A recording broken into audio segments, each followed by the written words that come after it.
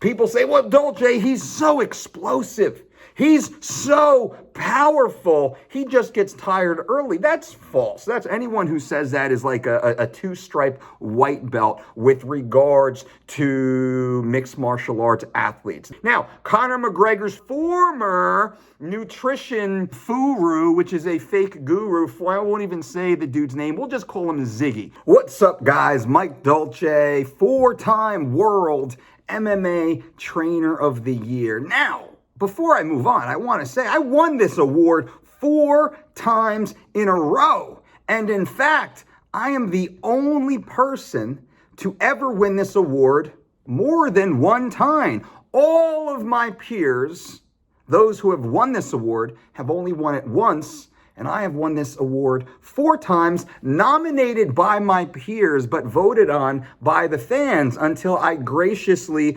decided to step away. Had I not chosen to step away, quite likely I would be the 10-time consecutive World MMA Trainer of the Year. And I only say that to give credibility to the video I am about to share with you. Why does Conor McGregor seem to fatigue very early in his fights? This is not a criticism of Conor McGregor. In fact, this is to applaud Conor McGregor's strong mind and amazing work ethic. But there's a few very clear mistakes that are being made with his preparation that I want to detail for you and also give insight to what he should consider to dramatically improve his performance. Why does Conor seem to fatigue so early?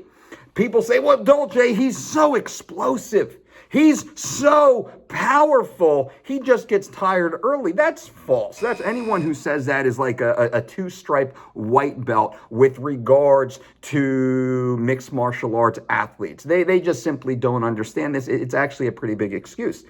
Why does Conor seem to fatigue? The number one issue, is it because he doesn't know how to train? No, Conor is actually trained by some of the most brilliant, technically proficient minds inside mixed martial arts. He works with John Kavanagh, heralded black belt, Brazilian Jiu-Jitsu black belt, his head MMA coach. He trains with Owen Roddy, like world-renowned striking coach. He has a great list of high-level technicians that he trains with that in their own right, they have a long-standing history of world-class performances with their stables of athletes. So it's not there. Conor trains with elite-level strength and conditioning coaches who actually get him training in the proper capacities to work for progress within his sport. So it's not the road work, it's not the weightlifting, it's not all the cardiovascular work that Conor's doing. And we will now push down to his nutrition, to which I am an expert here. Remember, a 100% success ratio for over 20 years, working with not just the world's greatest athletes, but I work with the biggest problem children in the sport of MMA. Kelvin Gastelum, love KG. Kelvin Gastelum never ever missed weight with me. In fact, I got Kelvin to the 170.00 mark for his welterweight debut, in which he won.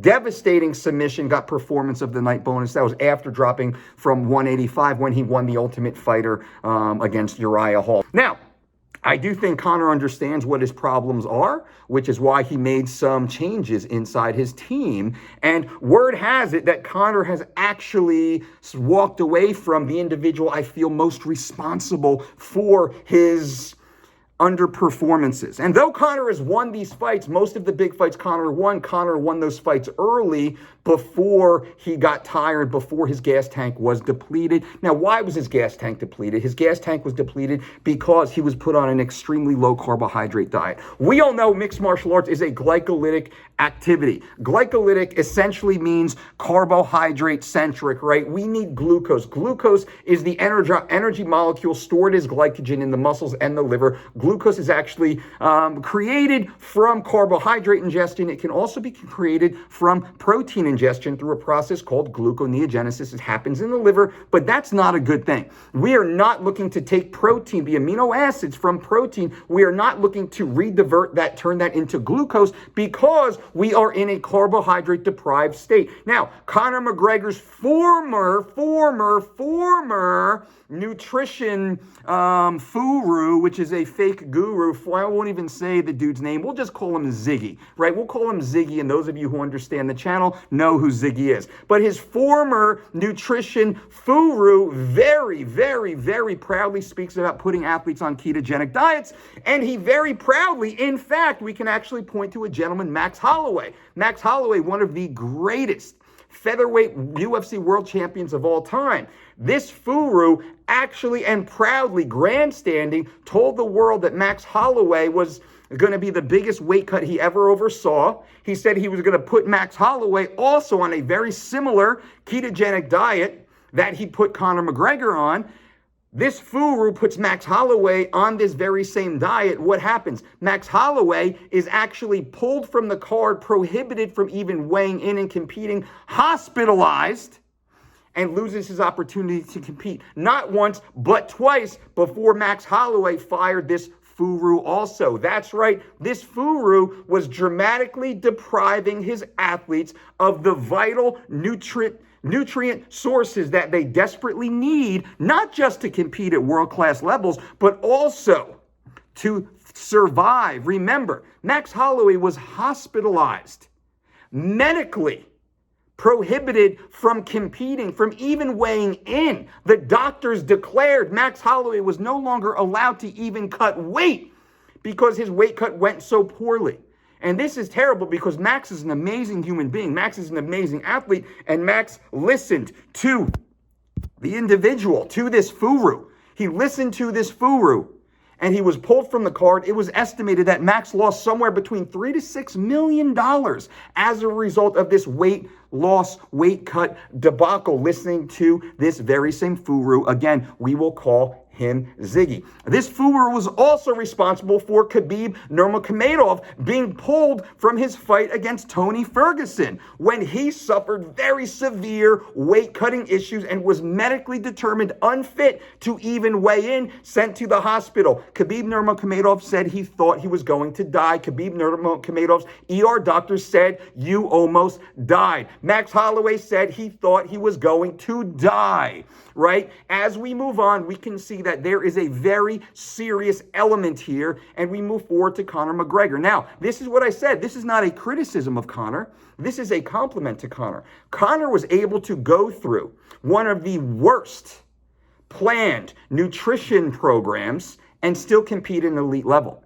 In spite of working with this guru, completely misprogrammed, it's completely mismanaged nutrition protocol, Conor was still able to somehow make weight and go out there and win. And it's fortunate, and this is probably one of the reasons why Conor McGregor, in my opinion, moved up weight classes from 145, to which I think he was best suited, because the way his guru was making him, getting him down to 145 pounds was untenable. It was impossible for Conor to continue to do, and I believe Conor knew intuitively, there is no way I will survive if I keep making 145. Remember, Conor was a 145-pounder when he went to the UFC.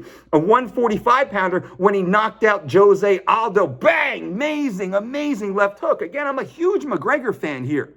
But McGregor had to move up because his body was no longer able to compete at that level, being so nutrient deprived. Why does Conor McGregor get so tired, get so fatigued? Because historically, he was dramatically underfed. Dramatically underfed during his fight camps. This individual, his guru, would starve his athletes. Now, athletes are talking about this guru and his team telling athletes to fast, not just follow a ketogenic diet, which, remember, mixed martial arts, combat sports, this is a glycolytic activity that makes zero sense. Not only that, this individual is now having his athletes fast. Go without food for 48 hours. I was just contacted by an athlete, by his team, by his coaches, who the athlete missed weight by 4 pounds. Missed weight by 4 pounds.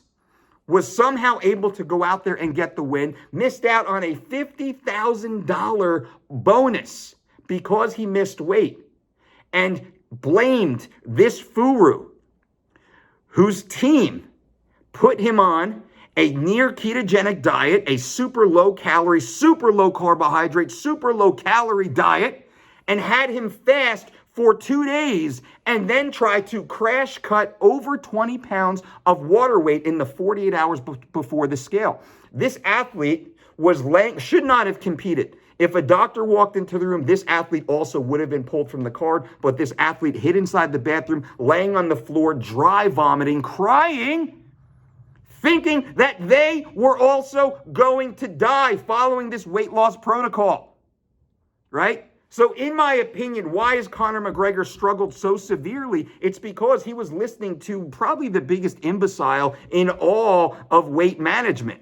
Absolutely. From what I've been told through members of this Furu's team, Conor will no longer work with this Furu and now has decided to work full-time with another highly qualified individual, to which I am so happy to hear. So it is my hope, it is my anticipation that now Conor McGregor will see a dramatic rebirth of his career. We will see Conor McGregor now be able to compete at the highest possible levels for 25 nonstop minutes, to which I believe he is extremely well prepared to do, and I believe he has been well trained to do.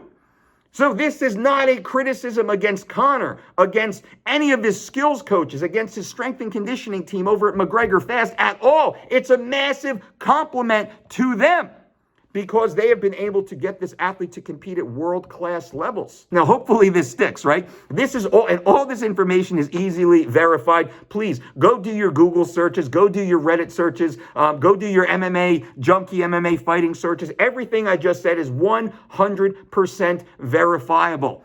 100% verifiable. Go and look at all these. Go and look at Paige Van Zandt, I almost died. Mike Chiesa, I almost died. Who else? Who else can we think of here? There's a multitude of athletes. I don't have notes on this. A multitude of athletes quote, I almost died working with this Furu. So you can only imagine how tough Conor McGregor is to have gone through that very similar protocol that athletes and doctors have said the athlete almost died. Multiple athletes were hospitalized following the same protocols that likely McGregor was following. And he was able to somehow get into the Octagon to compete, but most of the time barely able to keep his energy through the second round and then into the third and fourth round. Very rarely was Conor able to get past the second round into the third and fourth round, because we've seen his body dramatically change, but also he's so good, so explosive early. And I think Conor knows in his heart he's only got about 7 to 10 minutes of pop before things start to change a little bit. And that certainly is something that we've seen. So what do you think, guys and gals? What do you think? Please leave comments below. I want to hear, is there another athlete you want me to talk about? Another athlete you want me to critique and see what I think went wrong maybe? And this is the truth, right? 100%, this is what I honestly believe. This athlete, Conor McGregor, has been extremely underfed, poorly fed. His weight has been dramatically mismanaged. The individuals managing his weight previously had no concept of biology, of physiology, of biochemistry, of energy substrates. Absolutely no concept of that, and Conor McGregor was the one to suffer. I'm glad to see he hasn't had a negative health outcome. Fingers crossed that he does move on. He does work with this new entity that I've heard he's going to, and he moves on to bigger and better things. So leave comments below. Bang, bang. Thumbs up to this video, ladies and gentlemen. That is all I ask of you, so I know you're there. I know you care. Leave comments below. Engage for the algorithm. That's the only thing I ask. Until next time. Boom.